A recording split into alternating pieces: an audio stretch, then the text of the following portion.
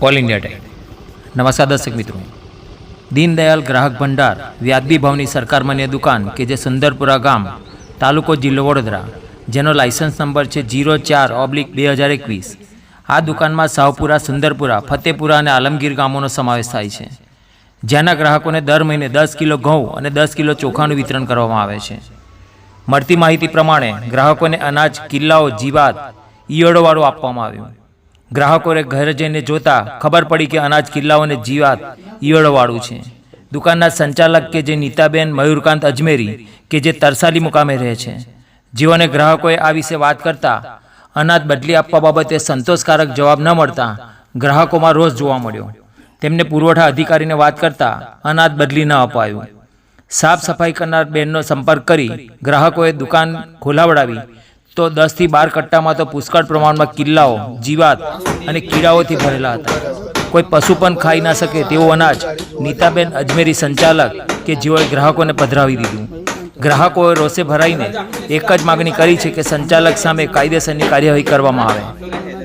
दर्शक मित्रों, जोवानुं ए रहे छे कि आवा संचालको सामे कायदेसरनी कार्यवाही क्यारे करशे कि कदाच कार्यवाही करशे ज नहीं, ये तो हवे जोवुं ज रह्युं। रिपोर्ट देवीलाल मेवाड़ा, वडोदरा। आ सुंदरपुरा गाम है।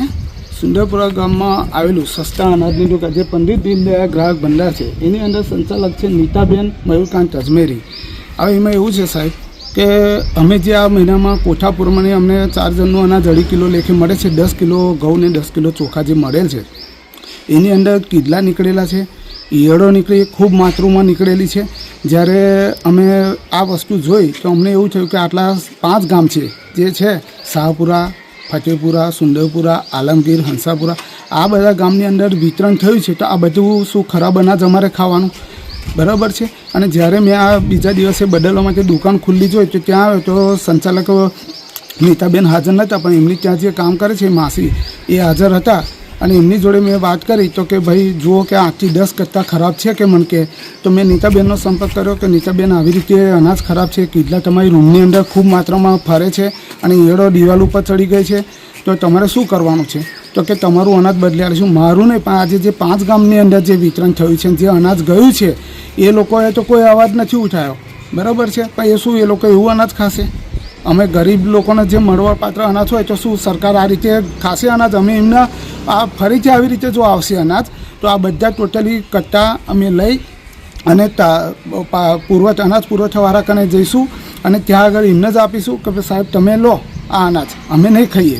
તમે આ વિશે નીતાબેનને જાણ કરી, નીતાબેને શું પગલાં લીધા કે તમે કોઈ ઉચ્ચ અધિકારીને કે કોઈ જગ્યાએ ફરિયાદ આપી છે આ વિશેની? નીતાબેનની જોડે મારે વાત થઈ તો કે અનાજ પુરવઠાવાળાને મેં વાત કરી છે, અનાજ પુરવઠાવાળાને તમારે વાત કરવાની। તો મેં અનાજ પુરવઠાવાળાને લગાવ્યો સતત ફોન, તો 10 થી 15 ફોન લગાવવામાં આવ્યો તો અનાજ પુરવઠાવાળાએ મારા ફોન રિસીવ કર્યા નથી।